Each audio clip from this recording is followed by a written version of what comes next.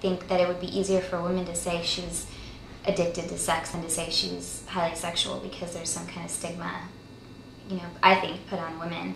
I know that for myself, that, you feel like you can't talk about it, or that, you're not interested in it because that's what society deems proper for a girl, Oh, I don't like the disease model idea, but, and I don't know, it depends on what you mean by addiction. I mean, because there's certain brain chemicals that are released when things feel good, and, I think that there's the possibility that someone could have this addiction, but I think that people use that term probably much more frequently than it actually needs to be used. I don't see why it's a problem. I think that it's everybody's natural instinct to I mean, maybe people that aren't addicted to sex are the ones that have the problem, you know what I mean? Addiction in and of itself usually comes along with a lot of things. It's a substance that you need, and by needing and trying to get that substance, you generally do some damage to your own life. For instance, you'll ruin your marriage, or you'll get a bad reputation, and the reputation one's maybe a little less substantive than ruining your marriage.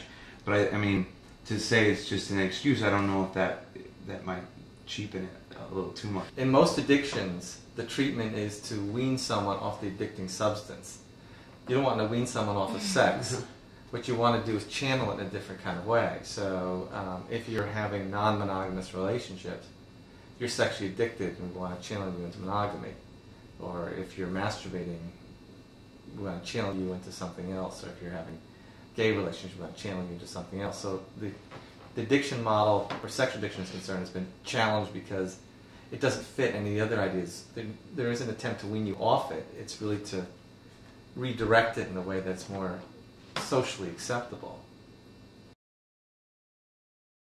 Well, I think if it's usually used because, let's say men aren't monogamous, then maybe monogamy is the issue. Maybe some people aren't destined to be monogamous, and it's not about being addicted to sex, it's about not wanting to stay with one partner. And they're trying to conform to this idea that I need to get married and stay with one woman, but they want to be with other people. Since being sexual is normal, then maybe being monogamous isn't normal. Are we supposed to be sexually addicted to sex? Because all our body parts, everything that we have, like the woman's clitoris, there's no advantage for it other than just motivational purposes of having sex. So maybe we were supposed to be just want to have sex the whole time, and then at some point we were thought that somebody taught us that it's wrong and we shouldn't be doing it. So it's not culturally accepted not to be having a lot of sex. So maybe we actually are supposed to be sexually addicted, quote unquote, and monogamy is what we're not supposed to be monogamous. It's a possibility. No, it's a very distinct. Yeah, a lot of animals are that way. Most animals.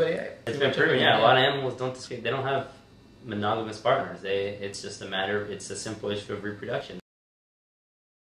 As a culture, it is okay to play the field. Most people think that it's positive. It's a good thing because the more experience you have before you find that right person. It's what helps you understand what you're looking for. Helps you find the person you're looking for, and maybe that's what's going to help you stay monogamous once you find that person. And maybe all these people that didn't get a chance to play the field, so to speak, or didn't date that many different people, didn't just found their high school sweetheart and went with it, maybe that could lead to problems down the road just because because there's all this curiosity, this inner, you're going to wonder, and maybe your sexual drive is you're always going to wonder if it feels different with somebody else, But at the same time, there's a flip side of the coin that maybe there's something to be said for practicing to be monogamous, that if you get used to this behavior of having a different flavor of the week and that one person can't satisfy all your needs, then maybe that's the problem with marriage and divorce, is that I think males, especially during this period, the 20s, where they have a chance to play the field, suddenly the idea of staying with one person isn't as Is it only males who play the field? I take a small objection. I don't know. I think that the training issue is interesting. That if you're training yourself to be a monogamist, then maybe it's easier. I don't know, but maybe you'll get bored in 20 years after being in a monogamous relationship. But I think the question about marriage as being monogamous is that I think that the concept of marriage implies that you are going to be monogamous, at least in this society, and so I think the two are the same thing. So I don't know that without divorce, I I think it's I think if you're in a marriage, that means you should be monogamous and that you shouldn't cheat on your partner. According to who though? According to me, that's my opinion.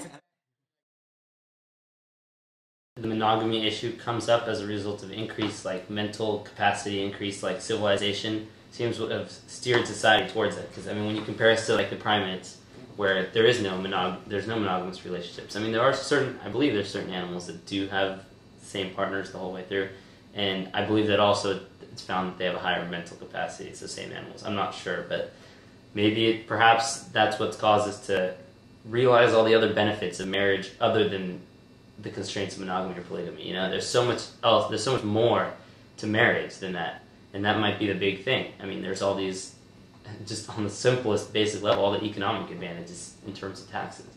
There's the ability to raise a family, and if there's such a higher level of capacity that we require more education to develop our brains, then yeah, we need a different setting to educate ourselves in a stable setting for our children, unlike these primates that maybe don't, because there's only a very basic level of understanding of the world that they need to achieve. Well, I just think it's funny how when I first brought it up, all the guys' first reaction was, "Oh, yeah, maybe we aren't meant to be monogamous," you know? So there's definitely... No, it was. There was head nods, there's smiles. Like, so I think there's a definite gender difference between males and females. And I mean, if you just look at what normally happens, a lot of times, you know, the stereotypical situation is the girl, whether it's in a dating situation, and she wants the guy to settle down and be, you know, monogamous or marriage. Usually it's the girl waiting for the ring. It's usually you don't see the opposite. So see, but I think you do more and more now. I mean, that's just the way society has framed it all. That's the way it's just like everybody hears that story. Yeah, it's always the woman trying to get the guy to settle down. But I have friends who can't be in a relationship unless the woman's committed to them, and that's the exact opposite of what everybody expects. You know, he's the one that has a problem with it, and he's the one that ends it because she can't decide to be. She can't be committed to him for more than she wants to be able to see other people, and she doesn't want to limit her options. Is what the classic, I don't know, the term that everybody uses is. Because I think that people think they're at an age where they need to explore all their options in order to figure out what their best option is. Well, if you look at sexual jealousy as a way of, or on a natural level, you would assume that in the opposite direction, that men would be more likely to want to be monogamous because men are the ones that are trying harder to get their genes passed on.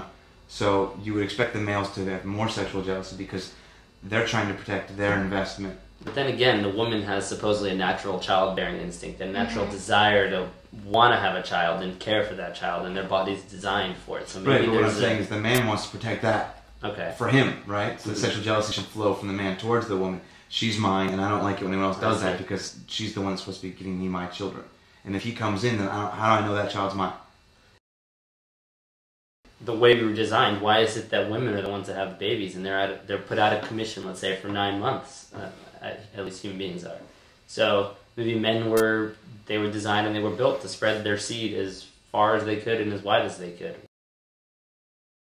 I guess I just see a double standard because at the same time, you know, males tend to make this argument that it's natural to spread the seed. At the same time, it's not natural for women to want to experience different things. It's not natural. She can't. I mean, once she gets pregnant, she can't spread her seed until she gives birth. But a guy, he impregnates a female, he's able to go impregnate as many more women as he wants. So that's like natural selection shows that like men are made pretty much to go like spread their seeds around.